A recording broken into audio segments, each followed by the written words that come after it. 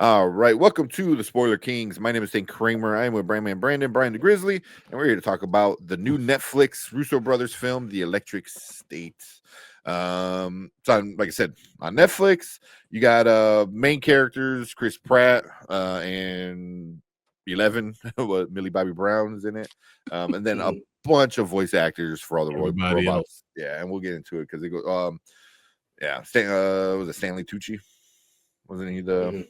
the main bad guy? Yeah, Stanley Yep. Tucci's the main bad guy, pretty much. But yeah, so we're gonna get into our rating at the end, our likes, our dislikes. Before we do that, Brian, you got to run down what this movie's about. Real quick one. He said an orphan teen hits the road with a mysterious robot to find her long lost brother, teaming up with a smuggler and his wise cracking sidekick. Yeah, it's shit. Make it sound like Star Wars in that. Yeah, that synopsis. Yeah, which I mean, it is a very generic story, which I'm sure we'll Yeah. get into. But yeah, we'll start with Brandman. What you like about this film?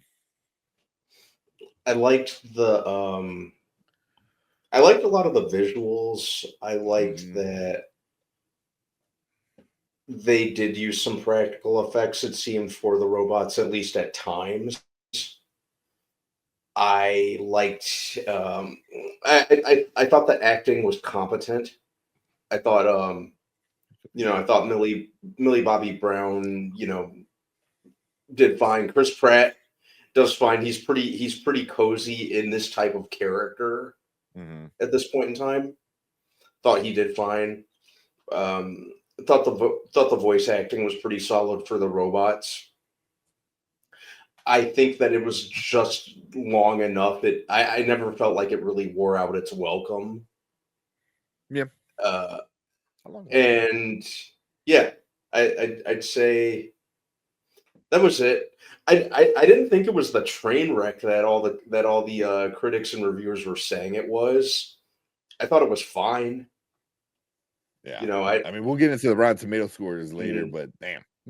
Yeah. yeah, they were talking about this like it was freaking like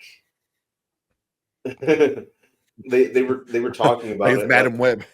like it was Madam Web or something even worse like Batman and Robin.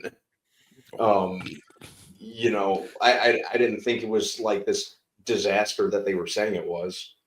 Mm-hmm. Mm. Okay. What were you, Brian? What you like about this film? So I will say this, just to be honest. It took me 3 times watching it to get through. Okay. First time I was watching it, I realized I went through like a 4 minute point when I wasn't paying attention at all. So I was like, man, I need to stop this movie, obviously. Then I watched it again and I was kind of not interested again and just wasn't getting through. But I was like all in the first 15, 20 minutes. After I got through the first 25 minutes, the rest of the movie was pretty good. I enjoyed the family dynamic. I thought the action was pretty good. Acting, it was fun. It was a fun movie. That's what it was designed to be, with a little bit of feeling. And if for me, anything dealing with family, anything dealing with love and the togetherness of things hits home for me. Even like your family that you meet going along the way. Mm-hmm. So those things always hit me real hard.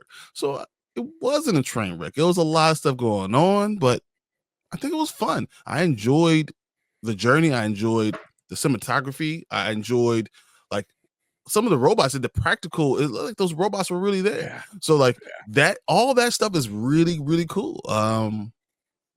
The story itself was good. I like the sacrifice at the end, and all those things were fun. And even the kind of way it's trying to tell you, you know, the whole moral. I thought that was good too. So I Mm-hmm. actually thought it was pretty decent. Yeah. Yeah.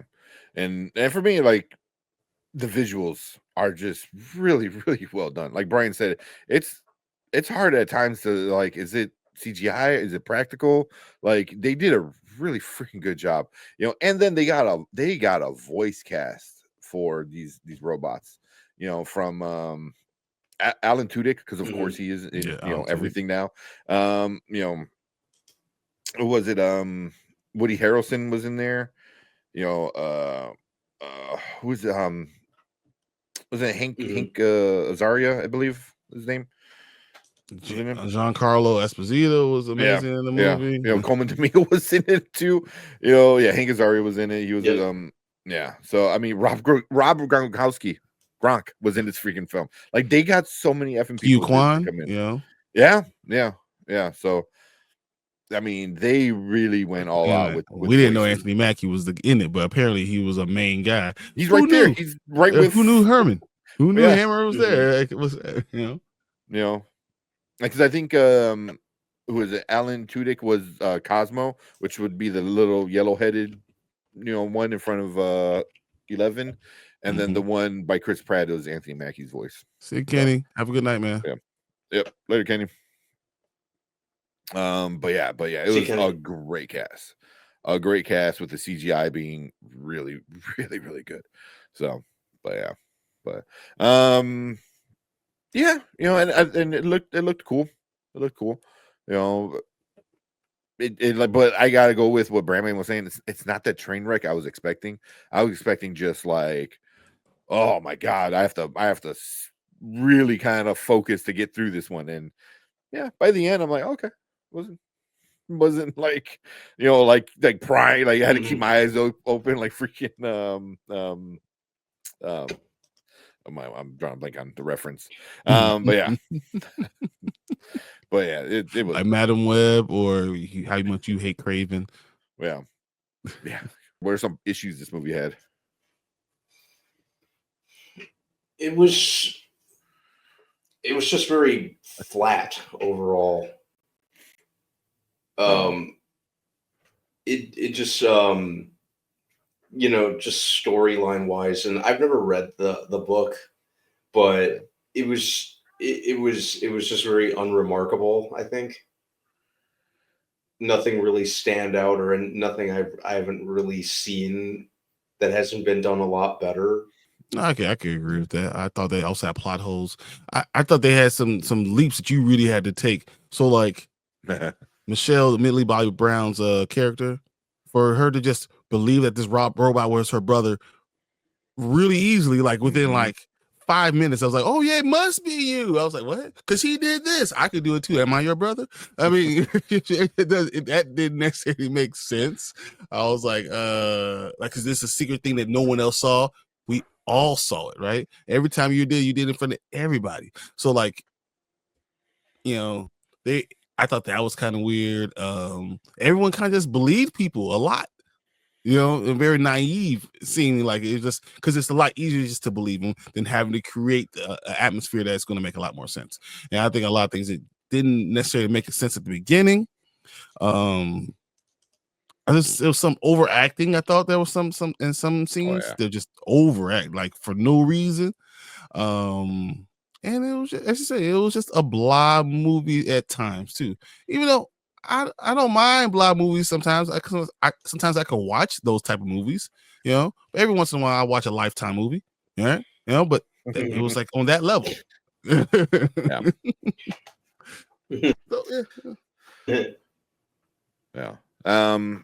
me, it's the same thing. It's just like when you were reading the synopsis, that was like, okay, that very much like Star Wars. It's just a plain paint by numbers, journey kind of movie. It's like, yeah, she has to save her brother, so she goes on a journey and she learns things on the way. It's like, it's been done before a bunch of different ways. Doing this with robots was the only kind of difference. So, it was. It's not boring, but it's like predictable. I think predictable was the best way to put it. Like you knew exactly what was going to happen next. For me, this one thing I want to ask you: am I just overthinking it? I don't like movies where it seems like when you're trying to fight for your freedom and they are slaves and like slaves to the people, and now we're saying we're now thought to be full people. I don't like those type of movies always. I don't like those type of plot devices because it just hits home for me because I think we're trying to. I don't know. I want to say it's put in for like slavery, like anything can be slave. No, child slavery was for 400 years. It's the whole definition what built the country. Like I don't want you to water that down. and tried to make it just a plot like device like that. I don't like that in itself. But it happens all the damn time. So I don't know if it's something that maybe I'm just ultra sensitive to it, but I literally hate it. Yeah. I mean, it's they do it anytime there's a robot movie. There's a like 80% chance it's gonna be that, I mean, fucking The Matrix. The Matrix, they don't, well, eventually they talk about it, but it's the same thing, robots are created, they turn into slaves, and then big uprising, blah blah blah. It's like, it's all derived from you said shadow slavery. There's chattel slavery in that. I just hate that the idea, and they just put it like that, and it bothers me to the core. I don't want any more slavery movies. I don't want movies depicting slavery as robots, and we should understand, like, that see them in a certain way. Like, it's more than this. So stop, because we're different. Because it's like a robot is different, so slavery was happen because we're different. No, we're not. It's worse than that because we're not different. So like, I don't like when movies do that. And I think even with this one it was a period piece, pretty much, which really sucks because I hate our childhood being the period, because it's like, it's not that long ago, man. But I think it was before the war to after the war. It was only a few years, right? Because it wasn't like she was like a teenager, and then she was still a teenager. So yeah, I mean, I want to say it was like fuck, I want to say maybe like 5 years, 6 years, something like that. It was less than like 19. Yeah, if even that. Yeah, it was for sure less than a decade, for sure. But I think it was like before the war was like 1990, maybe, and then after the war was mid 90s, if I remember correctly. I only watched it earlier today, so but I was just like, oh, that's a very quick turnaround from like starting the war and ending the war, but I did find it kind of cool where they took like history of like Disney World and Disney creating the robots. I'm like, okay, that was kind of interesting, but for the most part, it was just plain. It was like, Sully said in our chat, predictable and lazy. And it was just they just went through it and made sure it was very shiny on the way, which I didn't mind because I thought the robots were cool, but it could have been better. It should have been better. All right, so we do things nice and easy right here. It's Spoiler Kings. Now, later, never. Now means you go run and watch it right now. Later means watch it whenever you get a chance to, and never means just skip it. Brandman, what are you giving The Electric State? We'll give it a later. This is no. It's a watch when nothing else is on type movie, or you can't decide on anything else. Yeah. It's fine. It's just there's a lot of other things that you can watch that are a lot better. I thought it was competent enough. There were some things that worked, but I don't know. Overall, it's just very much a flat movie. Yeah, you can watch something else. So I'd give this a later. Okay. What are you, Brian? What you giving it? I mean, it's definitely a later. So it's a streaming movie, and it's not even something. As far as streaming, I would go and out and seek it, but it's fine. It's whatever. It's not something that once again, like, there's other movies that I've seen on Netflix that I've been like, man, that was a good Extraction 2. Like, there's a lot. It's not that level of good movie, but it's on that lower level of, if you got some time. It wasn't a complete train wreck, but knowing all the stuff that I know and the stuff, I was just rolling my eyes a lot, and that kind of bothered me. Yeah. So I'm like, oh, it's on a lower level later for me, but it's still later. Yeah, same for me. It's a later. I think it's like a film if like you're bored on a weekend and you want the kids to stay home, or it's just like bad weather outside or something like that. It's like a Friday night, like, oh, put this on. It's really not like, I think the younger kids might like seeing the cool robots.